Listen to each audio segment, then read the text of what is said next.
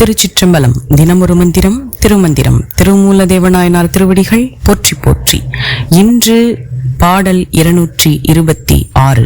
முதல் தந்திரத்தில் அந்தணர் ஒழுக்கம். அந்தணர் என்பவர் யார், அவர் எப்படி இருக்க வேண்டும் என்பது பற்றி.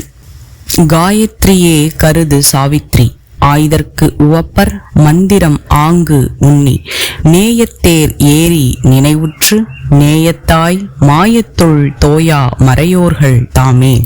காயத்ரி மந்திரத்தையும் சாவித்ரி மந்திரத்தையும் தமது கருத்தில் வைத்து விருப்பப்பட்டு ஆராய்ந்து அதன் பொருள்களை உணர்ந்து நாள்தோறும் அந்த மந்திரங்களையே மனத்தில் வைத்து தியானித்து இறையருளால் உணர்ந்த அன்பு என்னும் தேரில் ஏறி அன்பையே தமது எண்ணத்தில் எப்போதும் வைத்து மாயையாகிய உலகப்பற்றுகளின் மேல் ஆசை கொள்ளாமல் வேதங்களின் முறைப்படியே வாழ்ந்து வருபவர்களே அந்தணர்கள் ஆவார்கள்.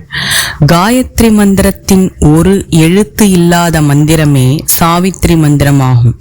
ஞானிகள், முனிவர்கள், யோகிகளால் மட்டுமே காயத்ரி மந்திரத்தை சொல்ல முடியும். ஏனெனில் இந்த மந்திரத்தை உச்சரிக்கும் பொழுது உருவாகும் சக்திகளை சாதாரண மனிதர்களால் தாங்க இயலாது. உடல்நிலை, மனநிலை பாதிக்கும். தற்போது மனிதர்கள் சொல்லிக் கொண்டிருக்கும் காயத்ரி மந்திரமே சாவித்ரி மந்திரமாகும்.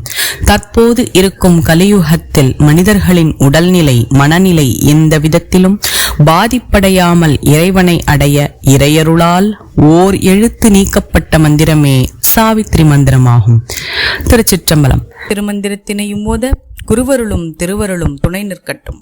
ஆழ்ந்த உயிர்க்கெல்லாம் கையில் ஆமலகம் என காட்டுவான், மையல் தீர்த்திருமந்திரம் செப்பிய செய்ய பொற்றிரு மூலனை சிந்திப்போமாக. திருமூல தேவனையே சிந்தை செய்வார்க்கு கருமூலம் இல்லையே கான், அரண்நாமமே சூழ்க வையகமும் துயர் தீர்கவே. மேலும் இது போன்ற தகவல்களுக்கு இறை உணர்வுடன் இணைந்திருங்கள். திருச்சிற்றம்பலம்.